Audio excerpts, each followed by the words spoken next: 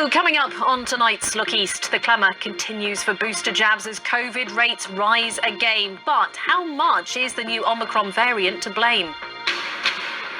No need for a needle. The next generation of COVID vaccines start human trials. As some logistics businesses in our region struggle to recruit at their busiest time of year, I'm trying my hand at the job for myself with the help of Marina here. And coming up, find out how this Victorian railway tunnel is being used for automotive testing.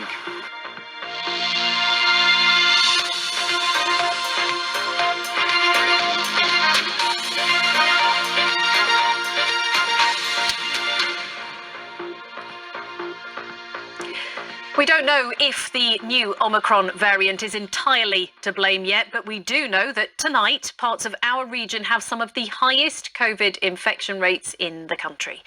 As the Prime Minister has spent today trying to persuade MPs of the need for restrictions and the public of the need for booster jabs, this is the situation here. South Northamptonshire has the highest infection rate in the whole of England, with 891 cases per 100,000 people. And we do know that this area has had an outbreak of Omicron. But Milton Keynes and Cambridge are also within the national top 20. And in fact, in Cambridge, only 59% of those who are eligible have had a second jab, let alone a booster.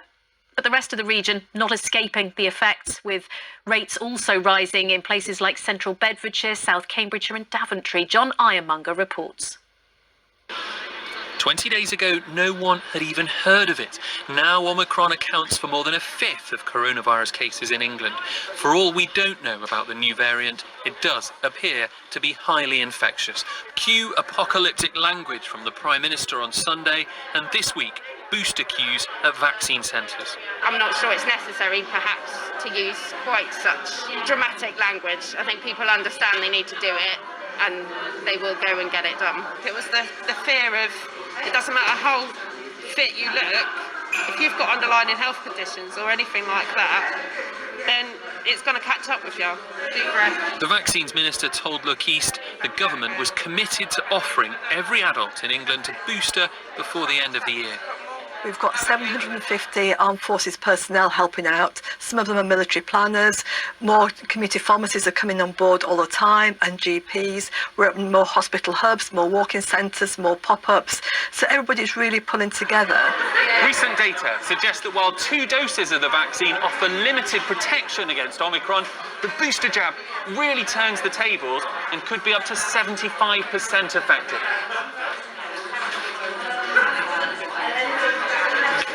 Simple as that. Easier said than done. Delivering this ambitious target will rely on an army of new volunteers like Siobhan. I started officially my first shift on Saturday. Oh wow, okay. Yes. So what prompted you to come and get involved then? I think the fact is that it's so important that everyone is vaccinating, and the more there are of us, the better it is, so we can get more people vaccinated. More venues will be needed too. The vaccine centre in Greens Norton has acquired another site up the road in order to open 7 days a week. The problem is everyone is obviously so tired. We're working into the night. If we have to do 24 hours, if that's what's needed and we can get the teams together, then absolutely we'll do that. And just to be clear, you're on your annual leave now. That's right, it's going really well. What do you foresee are going to be the biggest challenges in delivering this ambitious target? I think the biggest challenge for us is going to be ensuring that we have the right workforce in the right place to deliver the big increase in vaccine supply that we are seeing. Please, if you haven't yet booked your appointment, please come forward. We have the vaccine, we have the slots, and we're here ready to see you. Sharp scratch coming. Coronavirus is spreading rapidly in our region again. With the fate of Christmas in the balance, it feels like everyone in Towcester is getting their booster. John Ironmonger, BBC Look East. Well, of course, we all know there are still a lot of uncertainties with Omicron, but let's answer as many questions as we can with the help of Cambridge virologist Dr. Chris Smith. Dr. Smith, great to have you with us again tonight. Let's crack on. A lot of people like Kate, Roy, Terry, asking if they've had 2 jabs and more recently had COVID itself, do they need a booster, or are they already well enough protected and that would just be overload? Well, vaccines definitely endow you with protection. infection will definitely endow you with protection, but the more protection you've got, the better you are able to fend off this Omicron variant, which requires really high levels of antibodies because the antibodies are a less good fit with it. So everybody, regardless of prior immune status, prior infection status, is advised to get vaccinated and get a booster. Another very common question here, how well do boosters protect us? And how many days after we've had one do we actually reach peak protection?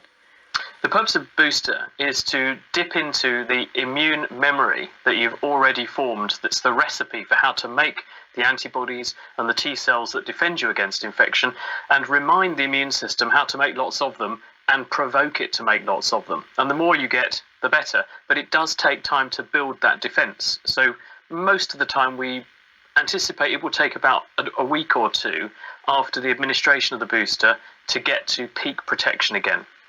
But are we thinking that with the boosters in terms of Omicron, that protection against severe illness is what kind of percentage? Do we know yet, or is it too soon? When it comes to severe illness, we don't know. In terms of infection, and infection with symptomatic disease, and that could be as trivial as just a sniffle and a slightly gravelly throat, then it's about 75% effective. We don't yet know, because we haven't seen enough people to know to what extent you're defended against severe disease if you've been vaccinated. But our intuition, our instinct is, based on what we know about coronaviruses, these vaccines and their performance against other variants, actually your protection against severe disease is likely to be very good. Let's move on to Richard in Milton Keynes. He is clinically extremely vulnerable. He said he's had his 2 main vaccines and then a booster in October. Would it be good to have another booster? And is Omicron more or less dangerous to people like him than Delta? And should he go back to shielding? Well, the current guidance is that a course of vaccines now is 2 doses plus a booster. There are no current guidance allocations around saying you should get another booster on top of a booster. That may come as we evolve the vaccines and as our learning develops, but at the moment that is not what people are being advised to do. In terms of the danger or threat posed by Omicron, the data we have so far is largely drawn from South Africa, where they are reporting a more trivial illness. The mortality rate, the case fatality rate that they're seeing there, compared with Delta, which was about 3% mortality rate, quite high, this is about 0.5% mortality rate. So in other words, it's less of a threat than Delta, but because it's more transmissible, more people can catch it, and therefore there's more opportunities for people who are vulnerable in society to run into it and pick it up. So it might ultimately, despite a lower sort of lethality rate, actually cause more consequences. At the moment, we just don't know. So to be sure, that's why the government is saying, please get your vaccines and boosters, because this pushes up everyone's immunity. It defends everyone to the greatest extent possible. And just briefly, people are also thinking about restrictions. They've seen today that Scotland is moving to only 3 families meeting indoors in the run-up to Christmas. Can you scientifically see us heading the same way? Well, the problem is we are about 2 weeks away from Christmas, and it's going to take about that long for us to work out to what extent this is a severe or a trivial threat. So I think what policymakers are doing is hedging their bets, playing safe, because then they can always back down and say, actually, false alarm, it's all fine. What they can't do is shut the stable door after the horse has bolted. So this is a cautionary thing. Hopefully it's a precaution we won't need. We're all hoping a false alarm. Dr. Chris Smith, good as always to Absolutely. talk to you. Thank you very much indeed. And do keep your questions coming. We will carry on answering as many of them as we can in the coming days. Of course, Omicron triggered a return to some restrictions, as we've just discussed, the so-called Plan B. Well, that decision has been debated by MPs today, with a number of Conservatives saying they plan to vote against the Prime Minister's plans. Our political correspondent Ben Schofield is here to fill us in. Ben, what is going on? Earlier today in Parliament, MPs got a briefing from the Chief Medical Officer, Professor Chris Whitty. One Labour MP recalled that as being a chilling briefing. She said they were told that when it came to Omicron, the brakes were off. And then since just after lunchtime, MPs have been debating these new rules, from more mask wearing and compulsory vaccines for health and care workers to COVID passes, and it's that last measure that's really proved controversial for some, describing it in parts as an authoritarian, a un-British way of doing things, a slippery slope it was described as. The Health Secretary told MPs that it wasn't a vaccine passport, simply because to get a COVID pass you could produce a negative lateral flow test 48 hours before you needed the pass. But that wasn't enough to placate the likes of South Northamptonshire's Andrea Ledson. But this time around, the measures proposed are precautionary, just in case, and I cannot see where this will end. COVID will be with us for many years to come, and it's unthinkable that every autumn from now on, we will be limiting the quality of life for all citizens just to be on the safe side. North East Cambridge's Stephen Barclay has just closed the debate for the government. He said that boosters had become critical and that Plan B buys us more time to get more boosters into people's arms. Ben, thank you. Well, before we move away from COVID for a moment tonight, a sobering update on the future of a woman described as the most complicated COVID patient in the world. The grandmother, who is in her 50s, was left brain damaged and paralysed by COVID and has been on life support at Addenbrooke's for months. Medics there said support should end, but her family appealed, asking for her to be given more time. Tonight, we can tell you that a judge has ruled against the family and decided that the woman, who can't be identified, should be allowed to die. The time is 17 minutes to 7. You're watching Look East. Still to come. Could a Cambridge-designed vaccine protect us from new COVID variants and more? We have the latest as clinical trials begin.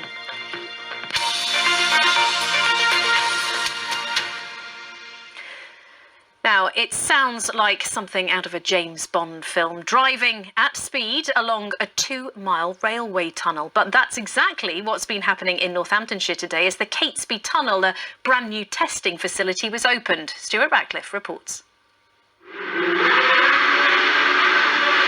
This is where racetrack meets train track, and today this vintage 1979 Lotus clearly demonstrated how this former railway tunnel can now be used for testing.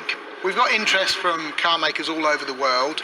They're interested in emissions, they're interested in doing things like electronic warfare in an enclosed space, hack the car, what radio waves come off the car and so on, but also simple things like noise and dirt deposition, so a wide range of interest from a number of manufacturers.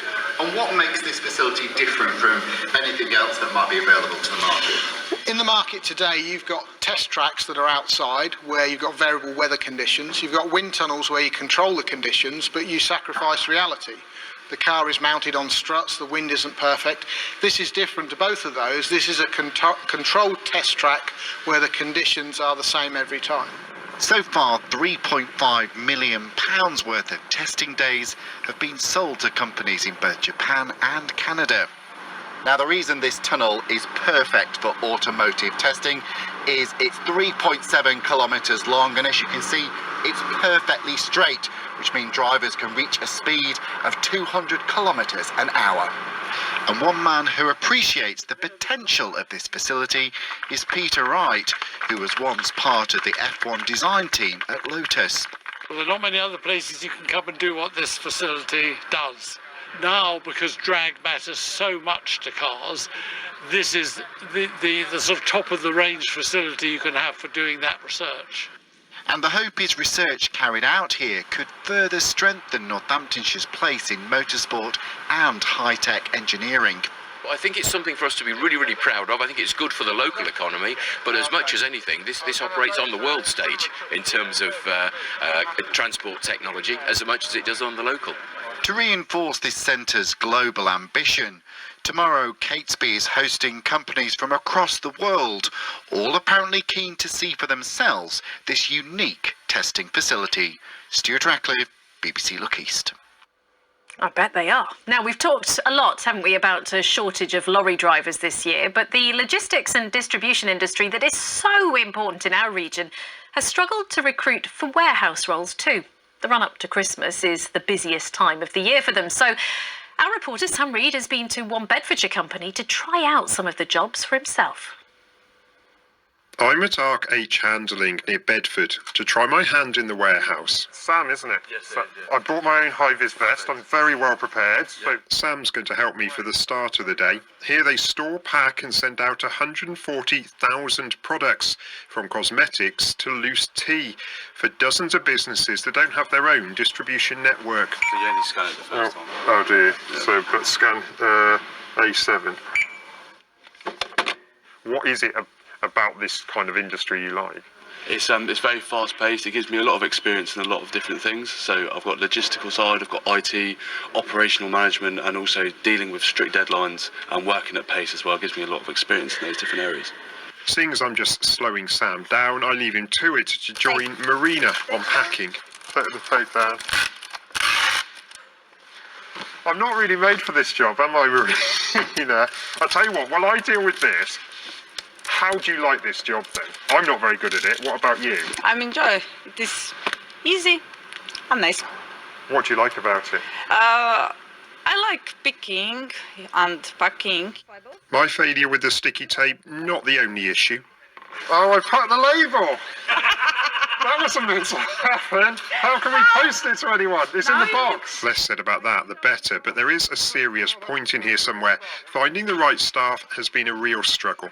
So, Neil, how big a problem is recruitment at the moment? It's quite a significant challenge, both finding the right people with the right skill sets and with the attitude to do a really good job for our clients.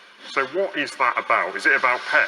I think there's a multitude of factors. Pay is certainly one of them, but also employees understanding about the career progression that's available within the logistics sector.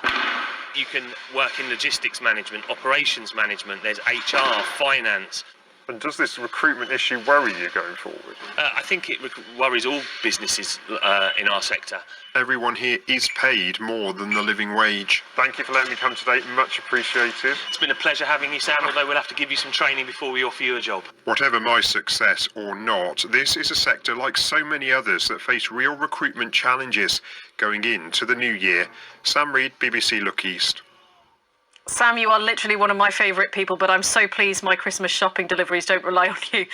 Now, foreign travel has been far from easy over the past couple of years. And as we head towards Christmas, there are, of course, still complications with countries on and off red lists, some closing their borders to the UK, and, of course, lots of COVID testing.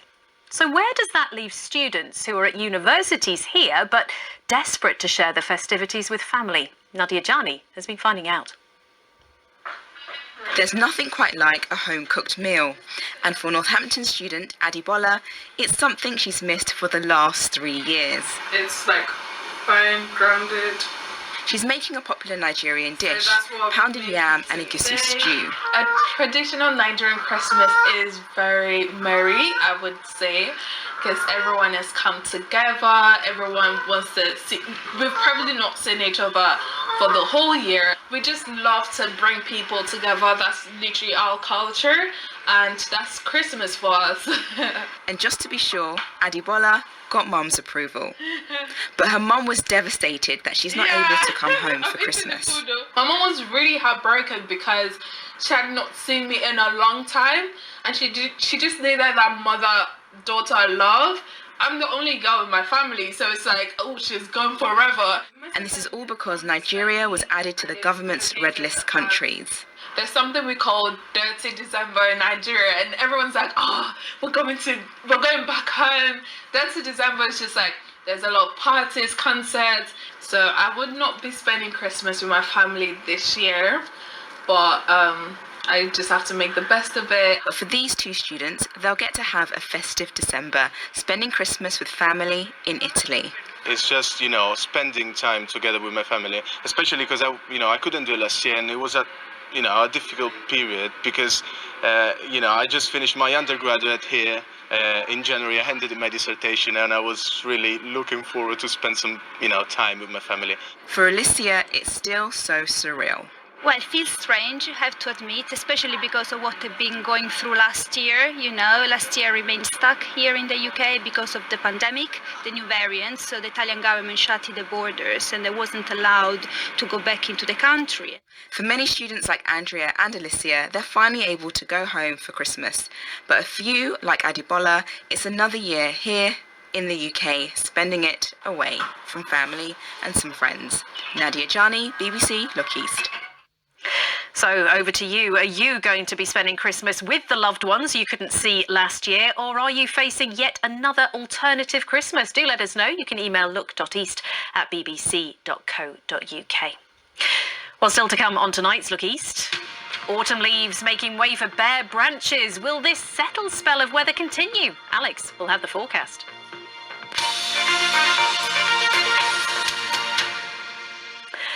Now, the reality is that we will need a variety of different vaccines for many years to come to protect us from coronavirus. So, a team from the University of Cambridge has been working on a new type of vaccine that uses different technology to fight the disease. They say it could provide much broader protection, not just against different COVID variants, but against other coronaviruses too. It's being trialled at Southampton General Hospital, and our science correspondent Richard Westcott went to meet the first human to receive it. And one other interesting thing, no needles. This is a pivotal moment in another weapon against COVID. In a Southampton hospital, the first human is trialling a next-generation vaccine that scientists hope will offer a much broader protection. The BBC's been filming the Cambridge team for more than a year as they worked in a high-security lab. The lead scientist, Jonathan Heaney, says their vaccine's designed to recognise and fight not just new variants, but other coronaviruses too. We know that it's gone around the globe. It's mutated in millions and millions of people, and it's changed categorically. Well, viruses do this all the time, but they belong to families. And these families have features, whether it's a jaw, the line of the chin. These are features that we train the immune system to recognize with our vaccine designs. One of the biggest issues with vaccines is having to store it in freezers and inject it quickly. The Cambridge vaccine can potentially be freeze-dried, making it easier to store. And as they showed me earlier this year, you don't need a syringe to put it in. Now the vaccine is in here and we're ready to administer that to our bicep. 90-degree angle, make sure that it's close, and then once you're ready, you'll hear a big click, and that essentially means that the vaccine has been administered. So that's gone into your skin, but without putting a pinprick through it, basically? There's no needle, and as you can see, there's no hole. So how's it gone in? So it's a high-powered jet stream that allows the vaccine to pass through the layer of skin, and then it is inside the human body as you would wish it to be. This is an early stage trial, testing just 36 people over several months. The next stage would be a large-scale human trial. It's highly likely older people will need to be vaccinated every year from now on. If it's successful, the Cambridge vaccine should offer a long-term weapon against the disease. And Richard is with us tonight. Richard, actually, the no needle option, really important to people. They're getting in touch with us already saying how important that is. But did you get a sense from this team that we will probably need COVID vaccines for life now? Well, yeah, interestingly, talking to lots of scientists, experts in infectious diseases, you can kind of say, how do you think this is going to pan out? And they all pretty much say, look, there's a chance that people who are middle-aged and above now are going to need to be vaccinated maybe every year, possibly for the rest of their lives, like we are with flu at the moment. Children, they say, will probably build up a better immunity and won't need to be vaccinated for life. But for us, I think it's a lifetime of needles or not needles. Richard, thank you. Well, let's return now to the restriction row. The Prime Minister, of course, implemented Plan B to help stop the spread of the Omicron variant. But not all MPs agreed with him. They've been voting on it while we've been on air. Our political correspondent, Ben Schofield, is back with us. Ben, any result yet? Yes, we have had some results. I keep looking to my left to see the Parliament channel see were the ones coming in for a particular vote. They've been voting on 4 different what are called statutory instruments, sets of rules. The first was about the increased mask wearing. That did pass 441 votes to 41, so a sizable number of people voting against it. We don't know that they were all Conservative, but mark my words, dozens of them will have been Conservatives. Another measure on changes to the isolation rules passed without a vote. We're just waiting for the result on COVID passes now. I'll bring you more in our late bulletin, I'm sure. Thank you, Ben. Well, time now to get the latest on the weather forecast. Here's Alex. Hello. The weather is staying pretty mild for the rest of the week, although it is likely to be pretty cloudy at times. And there's a possibility of some light rain or drizzle as we've seen today. Overcast skies here in Norfolk and in Cambridgeshire, a glimmer of some blue sky there. But on the whole, it's been pretty cloudy. It's been brought about by a weak weather front, which we can just see on our pressure map here. You can see high pressure building to the south, and it's the position of this high that's allowed this southwesterly wind to bring all this mild air across us. So hence those pretty mild temperatures for the time of year. So overnight tonight, a lot of cloud around, some spots of light rain or drizzle possible, and some gaps in the cloud here and there as we get to the end of the night, but there's likely to be some mist and fog patches forming. So looking at the overnight temperatures, they're more like what you'd expect for daytime highs at this time of year, around 7 to 9 degrees, and some places will even stay in double figures. So here's our area of high pressure continuing to build through the day tomorrow. Some mist, fog and low cloud to lift first thing, and it may linger in places, but it looks more promising that we'll see brighter skies through the day tomorrow and a bit of sunshine, particularly across northern counties. And temperatures stay very mild, 12, perhaps 13 degrees, increasing amounts of brightness and sunshine across southern counties as we go through the day. So not a bad day at all for this time in December. Looking ahead to Thursday, though, we start to get more foggy conditions overnight, tomorrow night and into Thursday. The high is still there, but there's a lot of moisture trapped beneath this high and a lot of cloud. So for Thursday, expect a misty, foggy start, and for some of us it may linger for much of the day. It will be a little cooler as a result, and perhaps 1 or 2 breaks allowing a little bit of brightness, but on the whole looking pretty cloudy. 10 or perhaps 11 Celsius are expected high. A similar sort of picture for Friday. Again, a lot of mist and fog, a lot of low cloud lingering for a lot of the day on Friday, some pretty overcast skies, and we'll start to notice that it will feel colder with more of an easterly direction to the wind. And you can see, although it is pretty settled with that high pressure sticking around, we are finding those temperatures are going to get a little lower. By Sunday, some brightness, but highs of just 7 degrees. And a quick look at the overnight temperatures. So it's a pretty mild sort of forecast over the next few nights with temperatures in double figures overnight. But as we get into the weekend, those temperatures just getting down a little bit, close enough for a touch of frost. 11 degrees overnight. Now, just before we go, a reminder of tonight's top story. Queues have continued at many vaccination centres today as COVID rates rise across the region. South Northamptonshire currently has the worst COVID infection rate in England. Well, that's all from us for now. We will, of course, bring you an update after the news at 10. Until then, from all the team in Cambridge, thanks for joining us. Bye-bye.